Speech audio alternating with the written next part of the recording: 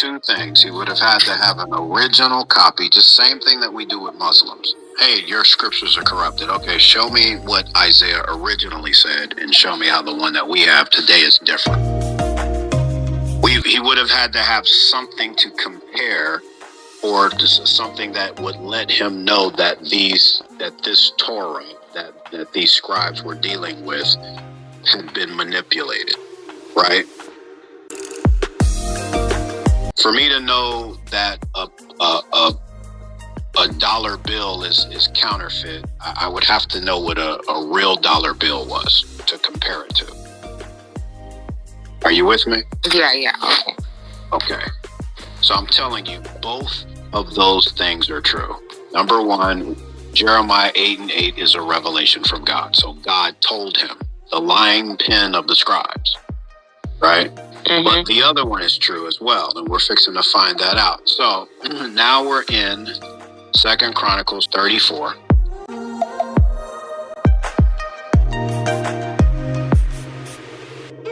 You with me? Yeah. Okay. The one where it says he went up to the temple of the Lord? Right. Well, okay. We can actually start in verse 8. You can read the rest of the context. It's just talking about when he began to reign. Also, verse 3 points out in the 8th year of his reign, while he was still a youth, Josiah began to seek God, the God of his ancestor David. So we know that he began reforms, right?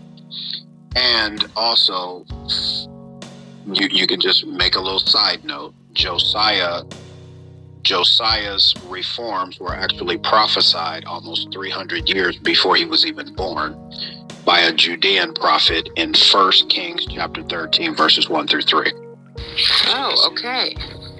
Okay, so this confluence of prophet and king, right, who was prophesied that he was going to issue all of these reforms, it's all meeting right here, right? Okay.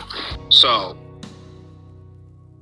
start at verse 8 of chapter 34 of 2 Chronicles. Okay. In the 18th year of Josiah's reign, to purify the land and the temple, he sent Shaphan, son of Azaliah, and somebody, the ruler of the city, with Joe, son of Joahaz, the recorder, to repair the temple of the Lord his God. So what does it say? It says, again, in the what year?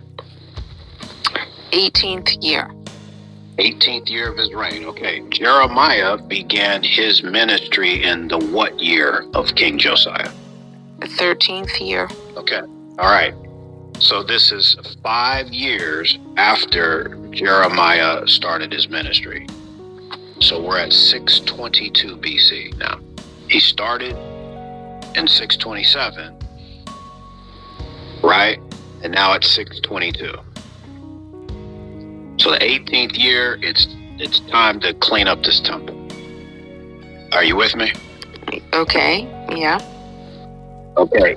The temple sermons that you see, chapter 7 through chapter 10 of the book of Jeremiah, is known as the temple sermons. They were given in this period of time. So, he received a revelation from God that the lying pens of the scribes have somehow tampered with the Torah, right? Now, in the 18th year of Josiah, I'm just showing you how all of these things come together. If you drop down to verse 14, what does it say?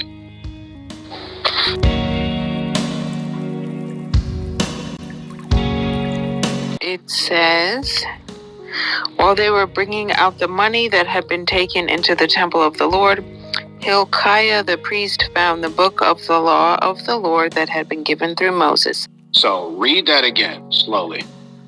Okay. While they were bringing out the money that had been taken into the temple of the Lord. Okay. Hilkiah the priest found the book of the law of the Lord that had been given through Moses.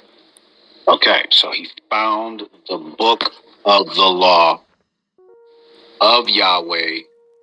Actually, the text says, by the hand, by Yad Moshe, right? By the hand of Moses. It was written by him. I told you 2 ways that he would have known that the scribes had tampered with the Torah: by divine revelation, which we know that happened because we have Jeremiah 8:8, and then he would have access to an original copy, which is what Josiah found in the temple, right? Written by the hand of Moses. Did you catch that? Yeah, I do. I understand that. Got it. So, as you continue reading on, because I had studied to pretty much read this whole chapter, right? You'll see that he issued reforms. He sent some of his aides to Huldah the prophetess, and she prophesied to Josiah about what was going to happen.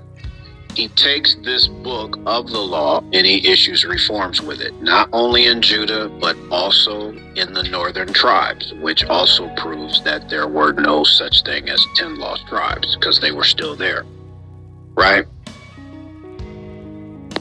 And you can further read of all of the rest of his reforms in chapter 35. So, Muslims are taking chapter 8, verse 8 of Jeremiah, saying that this proves that the Torah is corrupted, right? But fail to understand the historical environment in which that revelation was given.